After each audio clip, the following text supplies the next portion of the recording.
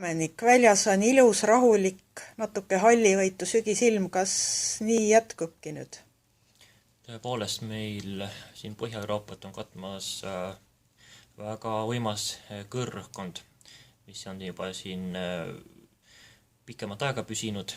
Alguses tõi tegelikult see kõrgkond tuulise ilma, oli vinge sügistorm tugeva kirdetuulega, mis viis merevee taseme väga madalaks, aga nüüd on see kõrgkond Eesti kohale tulnud, nagu me siin ilmakaardil võime ka näha.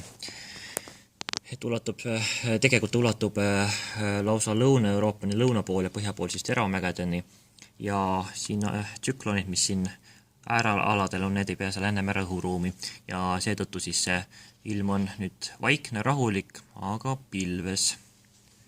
Me teame koolitundidest, et kui on kõrgrõhkkond, siis peaks taevas olema selge ja tähed särama, aga praegu on pilves, miks nii? Siin satelliidipildil on näha nüüd valgete või helehallide kohtadega pilveskohad ja ülejäänud kohad on siis, kus ilm on selge või pilv on vähe. Ja praegu on näha ka, et siin läheb ilm selgemaks. Tõepoolest kõrgrõhkkondadel on sügisel ja talvel kombeks tuua sageli sombust ilma või ilm on lihtsalt pilves. Põhjuseks on selline nähtus nagu inversioonikiht. Siin ongi näha tegelikult seda inversioonikihiga seda pilvisust nendes helehallides või valgetes kohtades.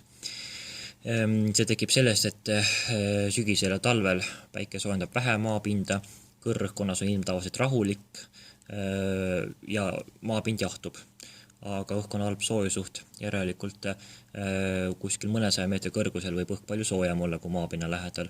Ja nii juhtubki, et maapinna lähedal on võib-olla 2-3 kraadi isegi miinuspoolel see õhutemperatuur, aga 400 meetri kõrgusel on võib-olla sooja 5 kraadi ja see tekitab sellise olukorra, kus õhk ei segune omavahel hästi ja tekivad pilved, selline pilvekiht, mis ei taha kuidagi hajuda või päevi püsida. Et see on inversiooniga seotud pilvisus. Ja siin on nüüd näha ka see viimaste päevade ilmamuster, et öösel ja hommikul on pilvisus kõige tihedam, aga päeval, kui päike välja tuleb ja hakkab õhku soojendama, siis läheb pilvisus hõredamaks, et ilm hakkab selginema. See on sellepärast, et inversioonikiht nõrgeneb ja õhk hakkab segunema ja siis need pilved hajuvad. Aga võib arvata, et õhtul ja öösel jälle see pilvisus tiheneb uuesti. Et isegi kui ei teki seda madalat pilvisus, siis tõenäoliselt tekib vaiksetes tingimusi udu ja siis on ikkagi ilm nagu selline niiske ja hall. Nii et homme õhtul on võimalik, muidu oleks võimalik näha või vähemalt pildistada virmalisi, aga kas see on tõenäoline, kuidas see võiks homme õhtul öösel olla? Kuna ilmamuster on nüüd viimasel päevadel on selline, et päeval ikkagi päikese toel pilvisus hõreneb, sest inversioonikiht nõrgeneb, siis võib-olla on päikese loengu ajal ja võib-olla ka 2-3 tundi pärast päikese loengut küll vähemalt sisemaal lootust ilusaks ilmaks, aga karta võib, et öö jooksul see pilvisus tiheneb uuesti ja tegelikult ei saa inversiooniga seotud pilvisust eriti prognoosida.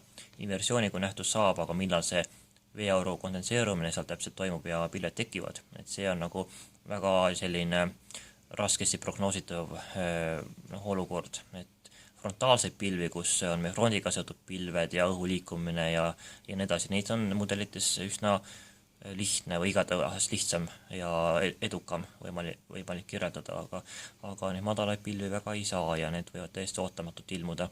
Et praegune arvamus on mul selline, et võib-olla sisemaal ehk seal Lõuna-Eestis võiks olla kõige suurema tõenäosusega ilmselge ja võib-olla ka tuulealusel rannikualadel ehk kuskil Pärnumaal, Läänemaal vast on selgem, aga siin Soome lahe ümbruses ja Peipsi järvel ja läheduses, et seal on kõige kehvemad lood virmalisse nägemisega, et ilm võib seal täiesti pilves kogu aeg olla.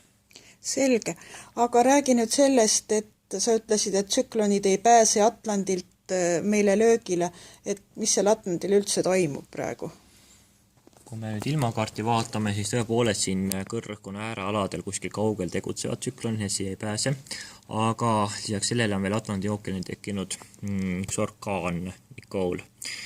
Tegelikult see orkaan tekkis siin, või õigemini troopiline tsüklon, ta tekkis juba siin üks nädal aega tagasi oli vähe liikuvist ja nõrgenes vahepeal tagasi troopiliseks tormiks, aga nüüd on ta uuesti orkaaniks tugevnenud ja liigub praegu küll põhja, aga hakkab varsti kirde poole liikuma ja ületab Bermuda saared, ehk siis seal on oodata orkaani ja hetkel on tegu teise kategooria orkaaniga. Siin on näha ka siis, milline see orkaan satelliidipildi animatsioonis välja näeb.